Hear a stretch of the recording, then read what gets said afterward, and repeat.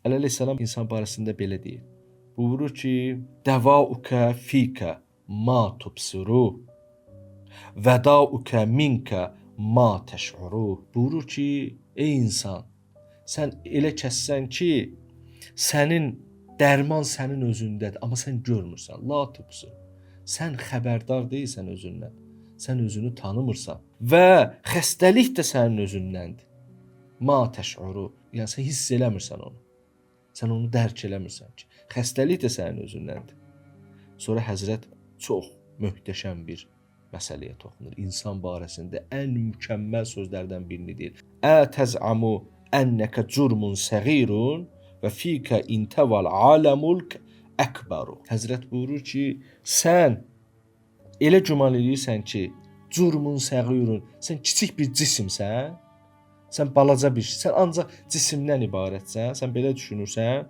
Halbuki və fikə intəval aləmul əkbəru.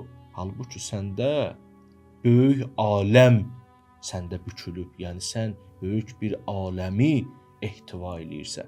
Sən belə bir qüdrətə sahibsən. Sənin daxilində böyük aləm var. Sən özünü kiçik bir cisim kimi, yəni yaradılış cəhətindən baxsan görəcəksən ki, varlıq aləmində çoxlu yaradılışlar var. Məsələn, göy cisimlərindən tutmuş, məsələn, bu dünyadakı dağlar, nə bilim, dərələr, çaylar, okean, böyük-böyük ağaclar var. Hamısının yanında sən kiçik olmağa baxma. Özünü ümumiyyətlə kiçik cisim kimi də görmə. Sən cisim deyilsən təkcə. Sənin maddi tərəfin cisimdir, bəzi ölçülərə aid olan cisimdir. Amma sənin bu ruhun var ki, o böyükdür, böyük, hər şeydən böyükdür. Bu dünyadan böyükdür. Maddədən böyükdür, yerdən, göydən, planetlərdən böyükdür. Bu mübaliğə, şirdilmə, bu poetik bir söz deyil əslində. Bu həqiqətdir. Həzrət Əli əleyhissalam bunu insan barəsində deyir.